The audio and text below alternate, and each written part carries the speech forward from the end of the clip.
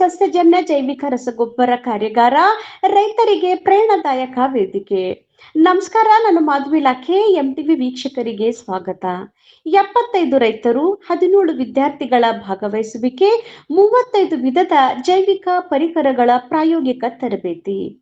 ಬೀದರ್ ಜಿಲ್ಲೆಯ ಬಸವಕಲ್ಯಾಣ ತಾಲೂಕಿನ ತಡೋಳ ಗ್ರಾಮದಲ್ಲಿ ಡಾಕ್ಟರ್ ಎಸ್.ಎ. ಪಾಟೀಲ್ ಫೌಂಡೇಶನ್ ಮತ್ತು ಬಾಬಾ ಎನ್ಜಿಒಗಳ ಸಂಯುಕ್ತ ಆಶ್ರಯದಲ್ಲಿ ಸಸ್ಯಜನ್ಯ ಜೈವಿಕ ರಸಗೊಬ್ಬರಗಳು ಹಾಗೂ ಜೈವಿಕ ಒಳಸೇರಿಕೆಗಳ ತಯಾರಿಕಾ ಕಾರ್ಯಾಗಾರ ಯಶಸ್ವಿಯಾಗಿ ನೆರವೇರಿತು. ಗೋಮಾತೆಗೆ ಪೂಜೆ ಸಲ್ಲಿಸುವ ಮೂಲಕ ಕಾರ್ಯಕ್ರಮಕ್ಕೆ ಶುಭ ಆರಂಭವಾಗಿತ್ತು. ಶ್ರೀ ಬಸವಪ್ರಭು ಸ್ವಾಮೀಜಿಗಳು ದಿವ್ಯ ಸಾನ್ನಿಧ್ಯ ವಹಿಸಿ ಆಶೀರ್ವಚನ ನೀಡಿದ್ದರು. ಕಾರ್ಯಾಗಾರದಲ್ಲಿ ಜೀವಾಮೃತ, ಬೀಜಾಮೃತ, ದಶಪರ್ಣಿ ಅರ್ಕ, ವರ್ಮಿ ಕಂಪೋಸ್ಟ್, ಬಯೋ ಎನ್ಸೈಮ್ ಸೇರಿದಂತೆ ಸುಮಾರು 35 ವಿಧದ ಜೈವಿಕ ರಸಗೊಬ್ಬರಗಳು ಮತ್ತು ಬೆಳೆ ಉತ್ತೇಜಕಗಳ ತಯಾರಿಕೆ ಕುರಿತು ಪ್ರಾಯೋಗಿಕ ತರಬೇತಿ ನೀಡಲಾಯಿತು. ಅನೈರೋಬಿಕ್ ಜೀವಾಮೃತ ಘಟಕ, ವರ್ಮಿ ವಾಶ್ ಘಟಕ ಹಾಗೂ ಆಟೋಮ್ಯಾಟಿಕ್ ಬಯೋ ರಿಸೋರ್ಸ್ ಯೂನಿಟ್ಗಳ ಪ್ರಾತ್ಯಕ್ಷಿಕೆಗಳು ರೈತರ ಗಮನ ಸೆಳೆದವು. ವಿವಿಧ ಜಿಲ್ಲೆಗಳಿಂದ ಆಗಮಿಸಿದ 75 ರೈತರು ಸಕ್ರಿಯವಾಗಿ ಪಾಲ್ಗೊಂಡರು.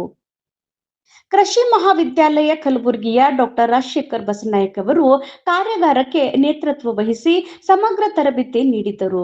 ಕೃಷಿ ವಿಜ್ಞಾನ ಕೇಂದ್ರ ಬೀದರಿನ ವಿಜ್ಞಾನಿಗಳಾದ ಡಾಕ್ಟರ್ ಉಮೇಶ್ ಭಾರಿಕರ್ ಮತ್ತು ಡಾಕ್ಟರ್ ಶ್ರೀಕಾಂತ್ ಸಾವಯವ ಕೃಷಿಯಲ್ಲಿ ಕೀಟ ಹಾಗೂ ರೋಗ ನಿಯಂತ್ರಣ ವಿಧಾನಗಳ ಕುರಿತು ಉಪಯುಕ್ತ ಮಾರ್ಗದರ್ಶನ ನೀಡಿದರು. ಇದೇ ವೇಳೆ ರೈತರಿಗೆ ಮಾವಿನ ಗಿಡಗಳನ್ನು ಉಚಿತವಾಗಿ ವಿತರಿಸಲಾಯಿತು. ಕೃಷಿ ಅಧಿಕಾರಿ ಶ್ರೀ ವಿಶ್ವನಾಥ್ ಅವರು ಸರ್ಕಾರದ ವಿವಿಧ ಯೋಜನೆಗಳ ಮಾಹಿತಿ ನೀಡಿದರೆ, ಡಾಕ್ಟರ್ ಮಹೇಶ್ ಪಾಟೀಲ್ ಸಾವಯವ ಕೃಷಿಯ ಮಹತ್ವವನ್ನು ವಿವರಿಸಿದರು. ಡಾಕ್ಟರ್ ನಿರ್ಮಲಾ ಕೆಳಮನೆ ಔಷಧೀಯ ಸಸ್ಯಗಳ ಉಪಯೋಗ ಮತ್ತು ಸಂರಕ್ಷಣೆ ಕುರಿತು ಅರಿವು ಮೂಡಿಸಿದರು. ಕಾರ್ಯಕ್ರಮದ ಅಂತ್ಯದಲ್ಲಿ ವಿವಿಧ ಕ್ಷೇತ್ರಗಳಲ್ಲಿ ಸಾಧನೆಗೈದ ಗಣ್ಯರನ್ನು ಸನ್ಮಾನಿಸಲಾಯಿತು. ಈ ಕಾರ್ಯಾಗಾರವು ರೈತರಿಗೆ ಕಡಿಮೆ ವೆಚ್ಚದ ಕೃಷಿ ತಂತ್ರಜ್ಞಾನಗಳು, ಸ್ವಯಂ ಜೈವಿಕ ಒಳಸೇರಿಕೆಗಳ ತಯಾರಿಕೆ ಹಾಗೂ ಗ್ರಾಮ ಮಟ್ಟದಲ್ಲಿ ಬಯೋ ರಿಸೋರ್ಸ್ ಸೆಂಟರ್ ಸ್ಥಾಪನೆಗೆ ಪ್ರೇರಣೆ ನೀಡಿದ ಮಹತ್ವದ ವೇದಿಕೆಯಾಗಿ ಪರಿಣಮಿಸಿತು. ವರದಿ ಮಾಧವಿ ಲಾಖೆ, ಎಂಟಿವಿ ನ್ಯೂಸ್ ಕನ್ನಡ. ನಿರಂತರ ಸುದ್ದಿ ಮತ್ತು ಜಾಹೀರಾತುಗಳಿಗಾಗಿ ಸಂಪರ್ಕಿಸಿ 9845856026. ಧನ್ಯವಾದಗಳು.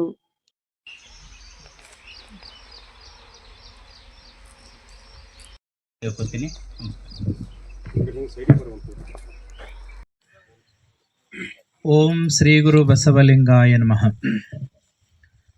ಎತ್ತೆತ್ತ ನೋಡಿದಡತ್ತ ನೀನೇ ದೇವಾ, ಸಕಲ ವಿಸ್ತಾರದ ರೂಹು ನೀನೇ ದೇವಾ. ಎತ್ತೆತ್ತ ನೋಡಿದಡತ್ತ ನೀನೇ ದೇವಾ, ವಿಶ್ವತ ಚಕ್ಷು ನೀನೇ ದೇವಾ, ವಿಶ್ವತ ಮುಖ ನೀನೇ ದೇವಾ, ವಿಶ್ವತ ಬಾಹು ನೀನೇ ದೇವಾ, ವಿಶ್ವತ ಪಾದ ನೀನೇ ದೇವಾ. ಕೂಡಲ ಸಂಗಮ ದೇವಾ, ಕೂಡಲ ಸಂಗಮ ದೇವಾ, ಎತ್ತೆತ್ತ ನೋಡಿದಡತ್ತ ನೀನೇ ದೇವಾ. ಇಂಜಿನಿಯರ್ ಇಲ್ಲ ಅಂದ್ರೂ ಬದುಕ್ತಾರ, ದೊಡ್ಡ ದೊಡ್ಡ ಅಧಿಕಾರಿಗಳಿಲ್ಲ ಅಂದ್ರೂ ಬದುಕ್ತಾರ, ರಾಜಕಾರಣಿಗಳಿಲ್ಲ ಅಂತ ಬದುಕ್ತಾರ, ನಮ್ಮಂತ ಸ್ವಾಮಿಗಳಿಲ್ಲ ಅಂದ್ರೂ ಬದುಕ್ತಾರ. ಆದ್ರೆ ರೈತ ಇಲ್ಲ ಅಂತಂದ್ರೆ ಈ ಜಗತ್ತು ಬದುಕಲಿಕ್ಕೆ ಸಾಧ್ಯನೇ ಇಲ್ಲ. ಯಾಕೆ ಈ ಮಾತು ನಾನು ಹೇಳ್ತೀನಿ ಅಂತಂದ್ರೆ, ಬಹಳ ಜವಾಬ್ದಾರಿಯಿಂದ ಈ ಮಾತನ್ನ ಹೇಳ್ತಾ ಇದ್ದೀನಿ. ಇವತ್ತು ರೈತನಿಗೆ ಎಷ್ಟೇ ಕಷ್ಟ ಆದರೂ ಸಹಿತ, ಅವನು ಬೆಳೆದಿರತಕ್ಕಂತ ಒಂದು ಬೆಳೆ ಎಷ್ಟೇ ನಾಶ ಆದರೂ ಸಹಿತ, ಅವನಿಗೆ ಬೆಂಬಲ ಬೆಲೆ ಇಲ್ಲ ಅಂದ್ರೂ ಸಹಿತ, ಅವನೊಂದು ಟೊಮೊಟೊ ಬೆಳಿಲಿ ಅಥವಾ ಒಂದು ಬೆಂಡೆಕಾಯಿ ಬೆಳಿಲಿ, ಒಂದು ಬದನೆಕಾಯಿ ತರಕಾರಿ ಏನೇ ಬೆಳಿಲಿ, ಅದನ್ನ ಬೀದಿಗೆ ಚೆಲ್ತಾನೆ ಹೊರತಾಗಿ ನನಗೆ ಲಾಸ್ ಆಗಿದೆ, ನಾನು ಆತ್ಮಹತ್ಯೆ ಮಾಡ್ಕೊಳ್ಳೋಂಥ ಪರಿಸ್ಥಿತಿಗೆ ಬಂದಿದ್ದೀನಿ, ನನಗಿಂತ ದೊಡ್ಡದೇನದ ಅಂತ ಹೇಳಿ ಆ ಬೆಳೆದಿರ್ತಕ್ಕಂಥ ಫಲಗಳಿಗೆ ಯಾವತ್ತೂ ವಿಷ ಹಾಕಿ ಇನ್ನೊಬ್ಬರನ್ನ ಕೊಲೆ ಮಾಡುವಂಥ ಪ್ರಯತ್ನ ಮಾಡಿಲ್ಲ, ಇನ್ನೊಬ್ಬರನ್ನ ಸಾಯಿಸೋ ಪ್ರಯತ್ನ ರೈತ ಮಾಡೋದಿಲ್ಲ. ಹಾಗಾಗಿ ರೈತ ತಾನು ನೋವನ್ನ ಉಂಡು ಜಗತ್ತಿಗೆ ನಲಿವನ್ನ ಕೊಡ್ತಾ ಇದ್ದಾನೆ ಅನ್ನೋದು ಬಹಳ ಮುಖ್ಯ. ಅದಕ್ಕಾಗಿ ನೇಗಿಲ ಯೋಗಿ ಅಂತಾನೆ ಆ ಒಂದು ರೈತನ್ನ ಕರೀತಾರೆ. ಮುಖ್ಯವಾಗಿ ಇವತ್ತಿನ ದಿನಮಾನದಲ್ಲಿ ನಮ್ಮ ಭಾರತ ದೇಶ ಬಹಳ ಚೆನ್ನಾಗಿ ಪರಂಪರಾಗತವಾಗಿ ಅಳವಡಿಸ್ಕೊಂಡು ಬಂದಿದೆ. ಪಾಶ್ಚಿಮಾತ್ಯ ಸಂಸ್ಕೃತಿಯನ್ನು ಅಳವಡಿಸ್ಕೊಂಡು ಇವತ್ತು ಇಡೀ ನಮ್ಮ ಜೀವನ ವಿಷಕ ವರ್ತುಲದಲ್ಲಿ ನಾವು ಬದುಕ್ತಾ ಇದ್ದೀವಿ. ವಿಷ ಪದಾರ್ಥವನ್ನ ನಾವು ಸ್ವೀಕಾರ ಮಾಡ್ತಾ ಇದ್ವಿ.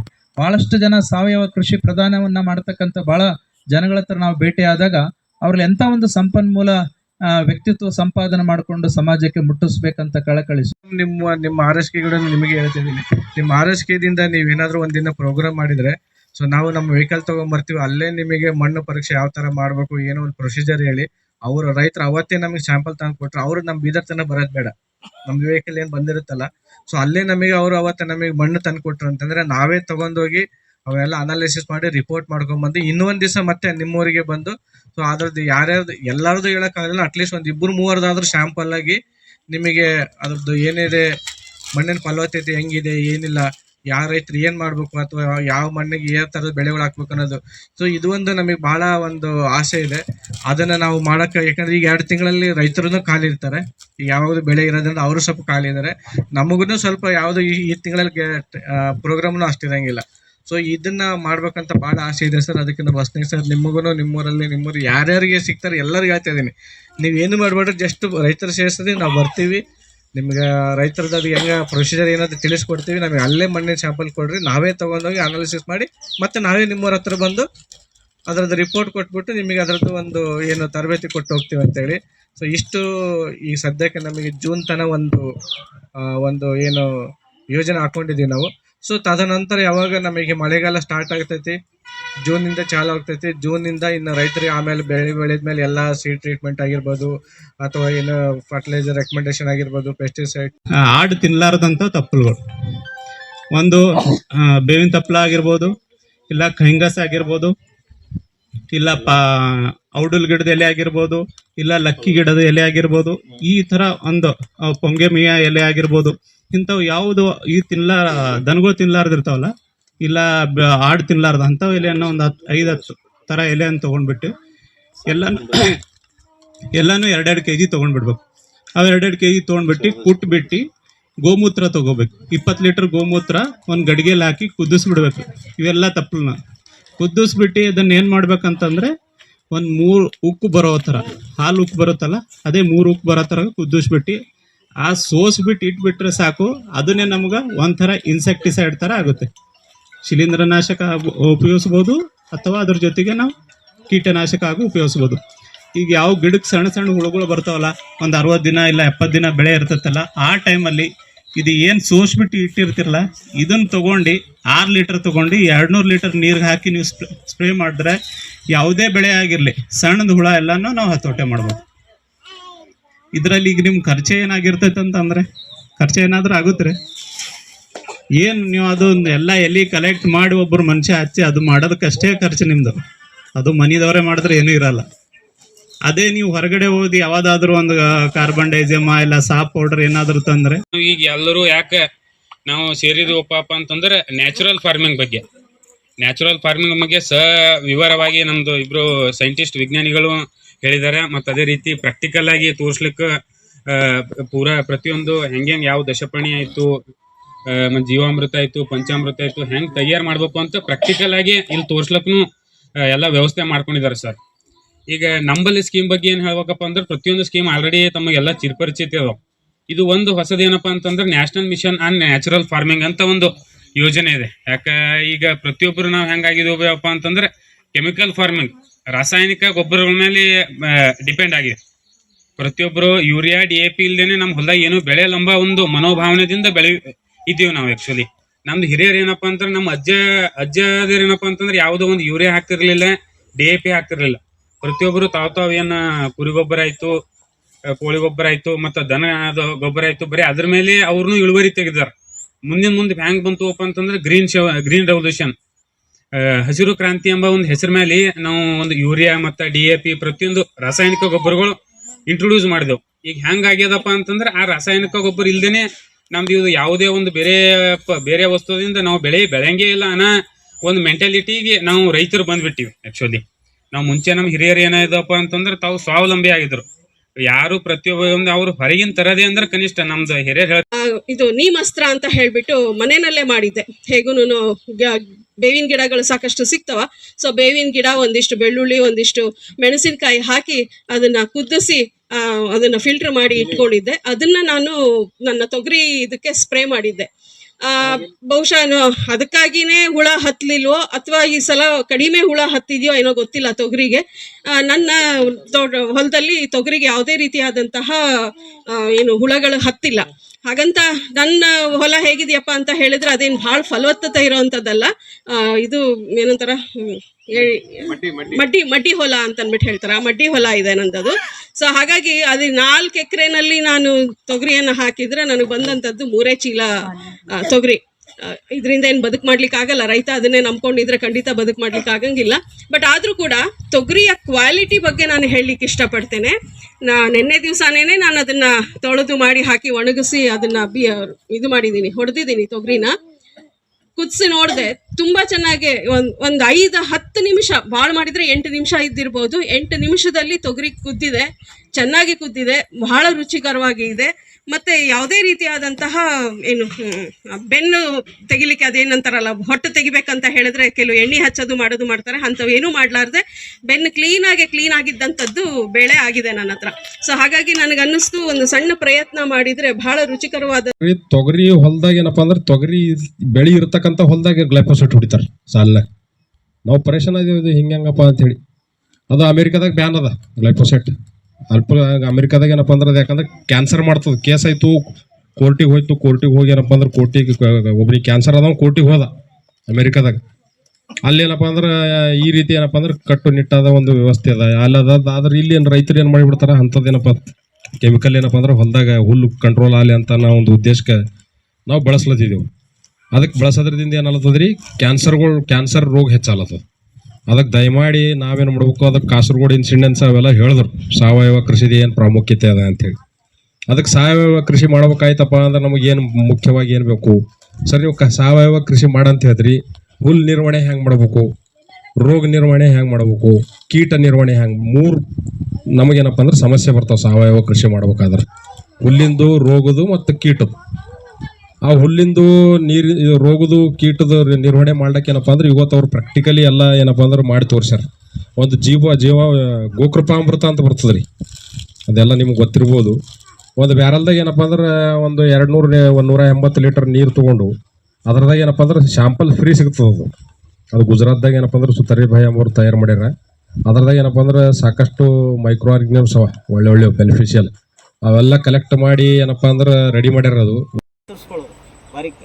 ಈ ಕತ್ತರಿಸಿದ್ರ ಜೊತೆಗೆ ನಾವು ಬೆಲ್ಲ ಹಾಕೋದು, ಹಾಕಿ ಹುಡುಗಿಲ್ ರೆಡಿ ಮಾಡಿಟ್ಟ ನೋಡಿ ಮನ್ಯಾಗ. ಈಗ ಈ ನಿಂಬೆಹಣ್ಣು ಇದು ಮಾಡೀವಿ, ಇದು ಕತ್ತರಿಸೋದು. ಅಲ್ಲಿ ತರಕಾರಿ ವೇಸ್ಟ್ ಅದ, ಕತ್ತರಿಸೋದು. ನಾನಿಲ್ಲಿ ಅಲ್ಲಿ ಸಮಯ ತರಕ್ಕೆ ಹೋದಾಗ ಜ್ಯೂಸ್ ಕುಡಿದಿದ್ದೆ, ಅವ ಇದು ಪುಕ್ಸಟೆ ಕೊಟ್ಟಾನ. ಅಲ್ಲಿ ನಮ್ಮಲ್ಲಿ ಹಾಕಿರ್ತೀನಿ 3 ಬ್ಯಾರಲ್ ಅದಾವ. ಒಂದು ಬ್ಯಾರಲ್ ಒಳಗೆ ಇದು ಮತ್ತು ಬೆಲ್ಲ ಹಾಕಿವಿ. ಇನ್ನೊಂದು ಬ್ಯಾರಲ್ ಒಳಗೆ ನಮ್ಮಲ್ಲಿ ಇದು ಹುಂಚೆಹಣ್ಣು ಹೊಡೆದಾರ, ಅಲ್ಲಿ ಸೊಪ್ಪಿ ಬಿದ್ದಾವೆ, ಅದು ಮತ್ತು ಹುಂಚೆಹಣ್ಣು ಹಾಕಿನಿ. ಮತ್ತೊಂದು ಬ್ಯಾರಲ್ ಒಳಗೆ ಈಗ ಹಿಂಗೆ ಬಂದಾಗ ಸಮಾವೇಶದಾಗ ಈಗ ನೀವೆಲ್ಲ ಬಾಳೆಹಣ್ಣು ತಿಂದಿದ್ದು ಸೊಪ್ಪಿಗಳೆಲ್ಲ ಕಟ್ ಮಾಡ್ತೀವಿ, ಬೆಲ್ಲ ಹಾಕಿ ಈ ಥರ ಒಂದು ಇದ್ರೊಳಗೆ ಹಾಕಿರ್ತೀವಿ. ಇದು 15 ದಿವಸದಾಗ ಜೇನುತುಪ್ಪ ಆದಂಗೆ ಆಗ್ತದೆ. ಇದಕ್ಕೆ ಬಯೋ ಎಂಜೈಮ್ ಅಂತ ಕರಿತೀವಿ. ಇನ್ನು ಎಲ್ಲ ತಾಯಂದ್ರಿಗೆ ಎಲ್ಲ ಭಾಷೆದಾಗ ಹೇಳ್ತೀನಿ, ನಿಮ್ಮ ಹೊಲ ಅದ ಎಲ್ಲ ಅದ, ನೀವು ಏನು ಮಾಡೋಕೆ ಹೊಲಕ್ಕೆ ಹೋಗಲ್ರಿ. ನಾವು ಯಾಕೆ ಮಾಡಬೇಕು ಅಂದ್ರೆ ನಿಮ್ಮ ಮನ್ಯಾಗ ಇಂಥವು ಬಾಟಲ್ಗಳು ಇರ್ತಾವೆ, ನಿಮ್ಮ ಅಣ್ಣ ತಮ್ಮ ಯಾರು ಬಂದಾಗ ಕೊಡು ಅಂತೀರಿ. ಈ ಥರ ಇವು ಬಾಳೆಹಣ್ಣು ಸೊಪ್ಪಿಗಳು ಸಣ್ಣ ಕತ್ತರಿಸಿದ್ರೊಳಗೆ ಹಾಕಿರಿ, ಬೆಲ್ಲ ಹಾಕಿಡ್ರಿ. ನಿಮ್ಮ ಅಣ್ಣ ಬಂದಾಗ ಅವ ಏನೇನೋ ಹಣ್ಣು ಹಂಪಲ್ ತರ್ತಾನೆ, ಹೋಗ್ಬೇಕಾದ್ರೆ ಇದು ಒಯ್ಯೋಣ ಅಂತ ಹೇಳಿ ಕೊಡ್ರಿ. ಅವ ಒಯ್ದು ಹೊಡಿತಾನೆ, ಪಾಪ ಜೋಳ ಬೆಳಿತಾನೆ, ತೊಗರಿ ಬೆಳಿತಾನೆ, ಮತ್ತು ಮಾನೆ ಹಣ್ಣು ಎಲ್ಲ ರಾಶಿಯಾದ ಕೂಡ ನಿಮ್ಮ ಮನೆಗೆ ಬರ್ತಾವೆ. ನಿಮ್ಗೆ ಕೊಡ್ಲಾರ್ದೆ ಅವ್ರು ತಿನ್ನಲ್ಲ. ಇದು ಕೊಟ್ಟು ಕಳಿಸ್ರಿ, ಇದು ನಿಮ್ಗೊಂದು ಪುಣ್ಯದ ಕೆಲಸ ಅಂತ ಹೇಳಿದಾಗ ಭಾಳಷ್ಟು ಹೆಣ್ಮಕ್ಳು ಇದು ಮಾಡ್ಕೊಂಡಾರ. ನಾವೇನು ಮಾಡ್ತೀವಿ, ಬಾಳೆಹಣ್ಣಿದು ಒಂದು ಕಡೆ ಇಡ್ತೀವಿ, ಈಗ ಇದ್ರದ್ದು ಒಂದು ಕಡೆ ಇಡ್ತೀವಿ, ತಪ್ಪಲ್ದು ಒಂದು ಕಡೆ ಇಡ್ತೀವಿ. ಯಾಕಂದರೆ ನಾವು ವಿಜ್ಞಾನಿಗಳನ್ನ ಕರೀತಾರೆ, ನಾವು ಬೇರೆ ಬೇರೆ ಮಾಡಿ ಗಿಡ ಹೊಡೆದು ಹೇಳ್ತೀವಿ ಅಂದ್ರೆ ರೈತರಿಗೆ ಹೇಳ್ಬೋದು. ನಮಗೇನು ಮಾಡೋಕ್ಕಾಗಿಲ್ಲ ಅಂದ್ರೆ ಎಲ್ಲ ಒಂದ್ರದಾಗೆ ಹಾಕ್ಬೋದು. ಈ ಥರ 2 ಲೀಟ್ರ್ ಬಾಟಲ್ ಒಂದೊಂದು ನಾವು ಮನ್ಯಾಗ ಮಾಡಿ ಇಟ್ಕೊಂಡು ಸ್ವಲ್ಪ ಗಾಳಿ ಇದಕ್ಕೊಂದು ತೂತ ಹೊಡೆದಿಲ್ಲ ಅಂದ್ರೆ ಇದಕ್ಕೆ ಬಯೋ ಎಂಜೈಮ್ ಅಂತ ಕರೀತಾರೆ. ಇದು ಕೂಡ ಮಾರ್ಕೆಟ್ನಾಗ ರೆಡಿಲಿ ಅವೈಲೇಬಲ್ ಇರ್ತದೆ, ಕಾಸ್ಟ್ಲಿ ಇರ್ತದೆ. ಇದಕ್ಕೆ ನಮ್ಗೆ ಎಷ್ಟು ರೊಕ್ಕ ಹೋಯ್ತೀರಿ? ನಾ ಹೆಣ್ಮಕ್ಳಿಗೆ ಏನು ಹೇಳ್ತೀನಿ, ಹುಣ್ಣಿ ಅಮಾಸೆಗೆ ನೀವು ಏನು ಹೋಳಿಗೆ ಮಾಡ್ತಿರಲ್ಲ, ಅದ್ರಾಗಿಂದ ಇಷ್ಟು ಬೆಲ್ಲ ತೆಗೀರಿ, ಕಸ ಬಿದ್ದಿರ್ತದಲ್ಲ ಅದಿಷ್ಟು ಇದು ಹಾಕಿರಿ, ಬಾಟಲ್ದಾಗ ತುಂಬಿಡ್ರಿ. ಇದ್ರಾಗ ರೊಕ್ಕ ಏನು ಹೋಯ್ತೀರಿ ಅಂದ್ರೆ ಇಲ್ಲರಿ ಸರ್ ನಾವು ಮಾಡ್ತೀವಿ ಅಂತ. ಇದು ಬಯೋ ಎಂಜೈಮ್. ಮೊದಲನೇದು ಮೀನು ಎಣ್ಣೆ ಹೇಳಿದೆ, 2ನೇದು ಹುಮಿಕ್ ಆ್ಯಸಿಡ್ ಹೇಳಿದೆ, 3ನೇದು ಬಯೋ ಎಂಜೈಮು. 3 ಟೈಪ್, 10 ಟೈಪ್, 100 ಟೈಪ್ ಎಷ್ಟು ಬೇಕಾದ್ರೂ ಮಾಡ್ಕೋಬೋದು. ಇವು ಯಾವ ಮಾಡೋಕ್ಕೆ ಮೀನು ಎಣ್ಣೆ ಯಾರಿಗೂ ತರೋಕ್ಕಾಗಿಲ್ಲ, ಬಿಟ್ಟುಬಿಡ್ರಿ. ಇವು ಹುಡುಕಿದ್ರೆ ನೀವು ಮಾಡ್ಕೋಬೋದು. ಮತ್ತೀಗ ನೆಕ್ಸ್ಟ್ ಬರೋದು ಮೊಟ್ಟೆ ಟಾನಿಕ್. ಮೊಟ್ಟೆ ಟಾನಿಕ್ಕು 3 ಥರ ಮಾಡ್ತೀವಿ. ಅವು ಸಣ್ಣ ಡೈರಿ ಸರ್ ಇದು ಎಷ್ಟು ಪ್ರಮಾಣದಾಗ ಯೂಸ್ ಮಾಡ್ಬೇಕಂತ 1 ಲೀಟ್ರಿಗೆ 5 ಹನಿ ಹೆಚ್ಚಿಗೆ ಮಾಡಿ ನೋಡಿನಿ. ಮುಲ್ಲಂಗಿ ಎಷ್ಟೆಷ್ಟು ದೊಡ್ಡ ಬಂದಿದ್ದು. ಬೆಳೆಯ ಪ್ರಮಾಣದ ಮೇಲೆ ಹಾಕೋದು. ಕಲ್ಲಂಗಡಿ ಹೆಚ್ಚಿಗೆ ಹಾಕ್ರಿ, ಕುಂಬಳಕಾಯಿ ಹೆಚ್ಚಿಗೆ ಹಾಕ್ರಿ, ಬಾಳೆಹಣ್ಣು ಹೆಚ್ಚಿಗೆ ಹಾಕ್ರಿ. ಕಬ್ಬಿಗ್ರಿ ಯಾಕಂದ್ರೆ ಪ್ರೋಗ್ರಾಮ್ ಇದೆ ಬೀದರ್ಕ ಅದ್ಭುತ ಕೆಲಸ ರೀ. ಹಾಗೆ ನಮ್ಮಲ್ಲಿ ಡೆಮೋ ತೋರಿಸ್ರಿ, ಎಲ್ಲ ವ್ಯವಸ್ಥೆ ಮಾಡನ್ರಿ. ನಮಸ್ಕಾರ, ನಾನು ಮಾಧವಿ ಇಲಾಖೆ. ನಮ್ಮ MTV ಕನ್ನಡ ನ್ಯೂಸಲ್ಲಿ ನಿಮ್ಮ ಸ್ವಾಗತವಿದೆ. ಸೊ ನಿಮ್ಮ ಹೆಸರು, ನಿಮ್ಮ ಪರಿಚಯ? ನನ್ನ ಹೆಸರು ಪ್ರೇಮ್ ಕುಮಾರ್ ಅಂತ. ನಾನು ಡಿಪ್ಲೊಮಾ ಕಾಲೇಜು ಬೀದರ್ನಿಂದ ಓದ್ತಿದ್ದೇನೆ. ಸೆಕೆಂಡ್ ಇಯರ್ PUC ಅಲ್ಲಿ ಸೆಕೆಂಡ್ ಇಯರಲ್ಲಿ. ನಾನು ವರ್ಮಿ ವಾಶ್ ಬಗ್ಗೆ ಹೇಳಲು ಬಯಸುತ್ತೇನೆ. ಇವತ್ತಿನ ಪ್ರಾಜೆಕ್ಟ್ ಏನು ನಿಮ್ಮದು? ಇದ್ರ ಬಗ್ಗೆ ಡೀಟೇಲ್ಸ್ ಅನ್ನ ಕೊಡ್ಬೋದಾ? ನಾವು ಇದ್ರ ಬಗ್ಗೆ ಏನಂದರೆ ಎರೆಜಲು ಅಂತಾರೆ ಕನ್ನಡದಲ್ಲಿ.